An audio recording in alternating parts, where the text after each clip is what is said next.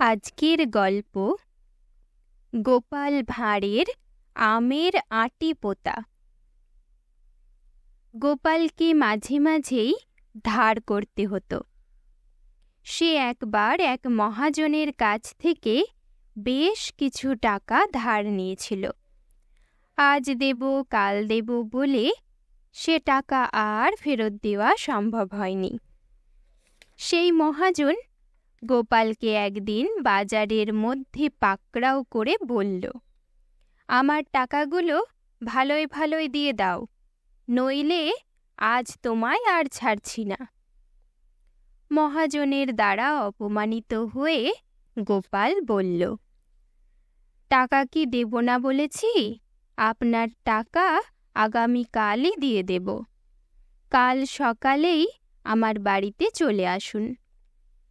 আগামীকালের মধ্যে আপনার টাকার ব্যবস্থা করতে না পারলে আমি আর জলস্পর্শ করব না। গোপালের কথা শুনে মহাজন ভাবলে, গোপাল যখন এত লোকের সামনে কথা দিল, তখন আগামীকাল যেভাবেই হোক টাকা পরিশোধ করবেই। মহাজন পরদিন ভোরেই গোপালের বাড়িতে গিয়ে হাজির হল। কই হে গোপাল, আমার টাকা দাও। মহাজনের ডাক শুনে গোপাল বাড়ির বাইরে বেরিয়ে এসে বলল, দয়া করে বাড়ির দাওয়ায় একটু বিশ্রাম নিন, আমি আপনার টাকা পরিশোধের ব্যবস্থা করছি।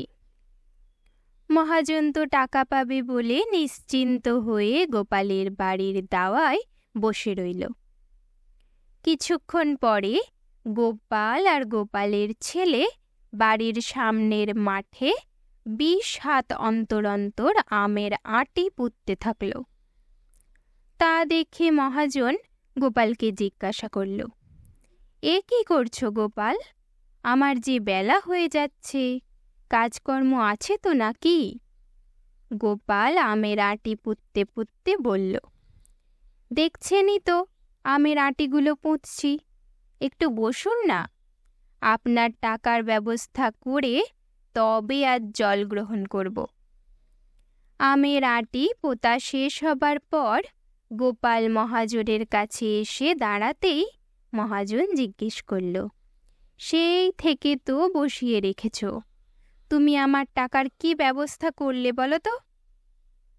মহাজনের কথা শুনে গোপাল মুচকি হেসে বলল, এতক্ষণ ধরে তো আপনার টাকা পরিশোধের ব্যবস্থাই করলাম মশাই। মহাজন তো অবাক, তার মানে তুমি তো আমের আঁটি পুঁতলে, কিন্তু এতে আমার টাকা পরিশোধের কি ব্যবস্থা হলো তা তো বুঝতে পারলাম না।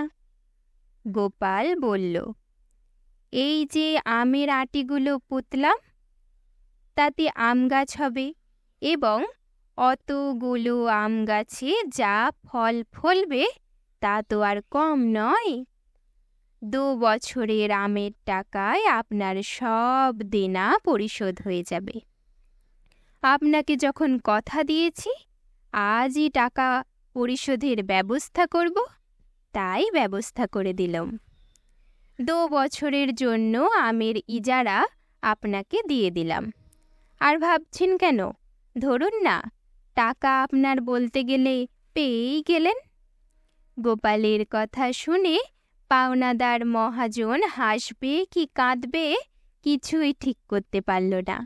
শেষ পর্যন্ত বেচারা হেসেই ফেলল।